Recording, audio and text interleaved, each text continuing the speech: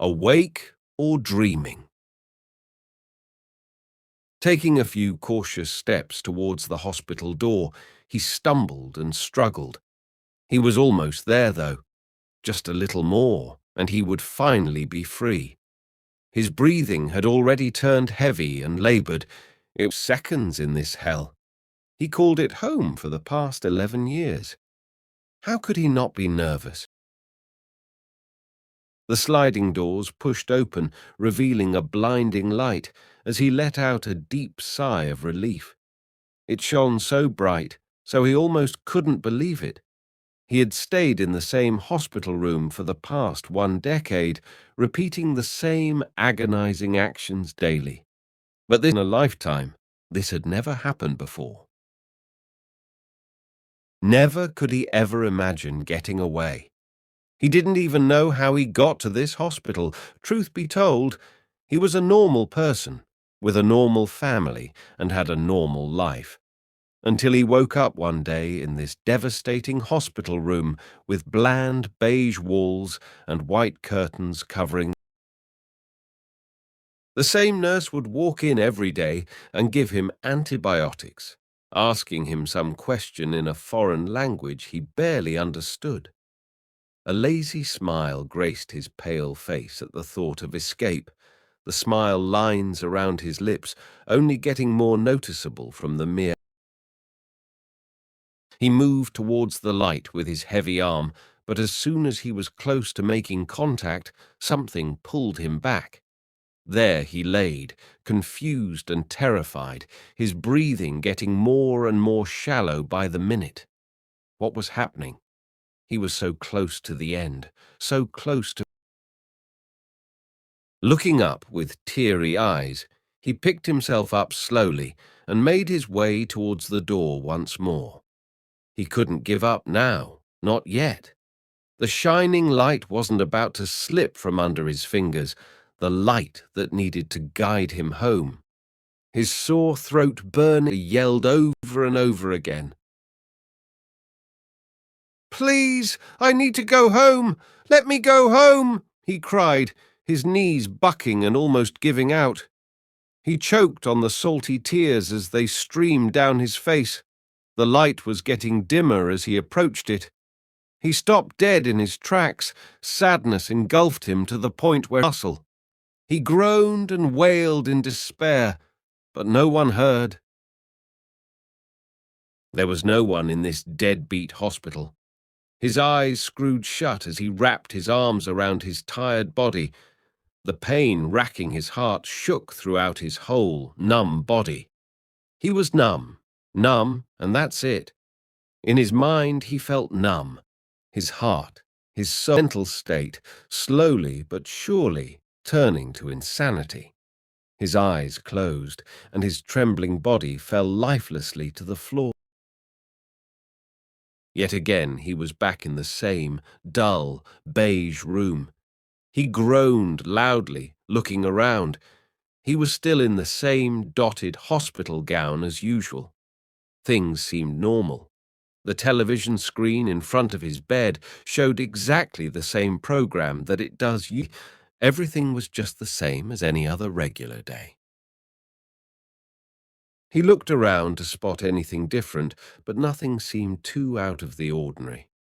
A knock sounded on the door suddenly, snapping Jackson out of his weary daze. His eyes adverted to the door as it opened to reveal his doctor. This was odd. His doctor never came by. The usual routine was his nurse coming by to give him some antibiotics, then asking him how he was, to which he would just nod. Then she would proceed to bring him food and a bottle of water, and that was about. As the doctor walked in, another one followed. Jackson sat up quickly, confused as to what was happening this very moment. He rubbed his eyes as if to make sure that what he was seeing was indeed real and not just some sort of dream. The doctor was young, maybe around his 30s. He stood tall, wearing his white coat with pride, a small smile adorning his wrinkleless face. The other person beside him seemed different. He was older, and Jackson could only tell by his grey hair. Unlike the young doctor, he wore blue scrubs, making it seem as he had just stepped out of some operation. The doctors chatted amongst themselves in the unknown language for a short while before one of them asked Jackson how he was feeling. He didn't answer. He only looked at the man. It wasn't that he didn't want to answer, he just physically couldn't. His mind went blank as he stared at the person before him. I, he stuttered. It was like a cat had swallowed his tongue at the exact most important moment. Who knew when they were going to come back? Maybe never. Maybe it was a bad thing, them being here. Maybe they were here to finally pronounce him crazy for some reason, completely and utterly healthy. Or were they here just to play some sickly game of theirs? There were too many questions overwhelming him. Different thoughts were buzzing through his mind. Who the heck were they? Of course, they were doctors, but they seemed so unreal and fake, almost like this was some sort of illusion his own wicked mind was playing to cope with his mental instability. Whatever it might have been, he didn't want to deal with it. He slowly closed his eyes and leaned back down to lay amongst the soft, warm bedding.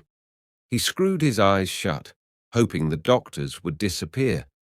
When he finally snapped them open, he looked to his side to see them still present. He sighed and closed them once again. He could only hope. At this point, it was like they were mocking him, just by standing there and smiling at him. This time, they actually left just as he shut his eyes. Letting out a breath he didn't even know he was holding in, he decided to get a good rest that will make him forget about the encounter. Though a sudden beeping noise interrupted him in tracks, it was so intense it all would burst his eardrums. He looked around to see what it was. His heart monitor. It was flat-lining. He was dying, or at least he thought so. He felt a strong pang in his chest. His arm was flying up to grab at his heart. It was happening repeatedly, just the same terrible pain, leaving him wailing in despair. Though his yelling and crying didn't help out one bit, but nobody heard it. He was dying, and nobody was coming. He felt anger amongst all the agonizing pain. He didn't deserve to die like this. The pain had almost become too much. His eyes were closing on their own. He couldn't fight any more. As he took in another breath, with one last cry of misery, he beeping. What was this? Wasn't he dead? It was the sound of beeping, though he couldn't distinguish what kind of beeping. Jackson? Jackson? Oh, Doctor. Doctor, he's awake, somebody announced, yelling, and even more yelling. Something was. He could hear perfectly fine. His eyes were open in tiny slits, just enough for him to see a bright, shining light. Something was shaking him, though, roughly, too. It was enough for him to snap back into some sort of reality, enough for him to open his eyes fully.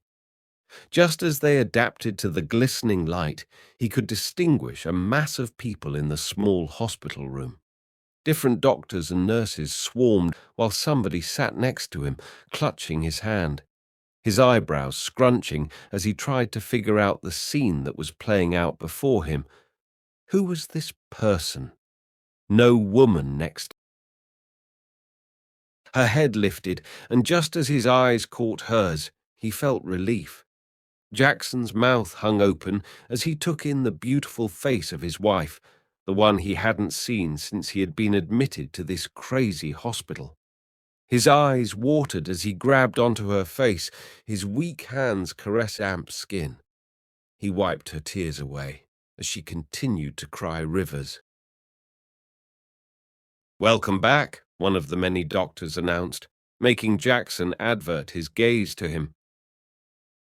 What do you mean?" his measly voice muttered lowly, barely audible in the crowded room.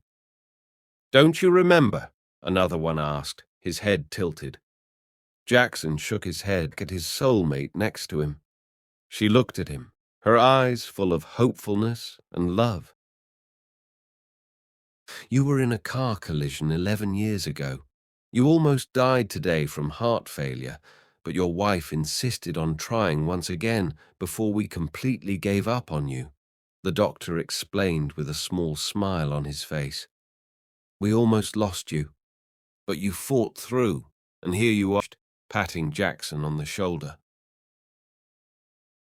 "So it was all a dream?" he asked, looking around, trying to figure out what was happening all this time.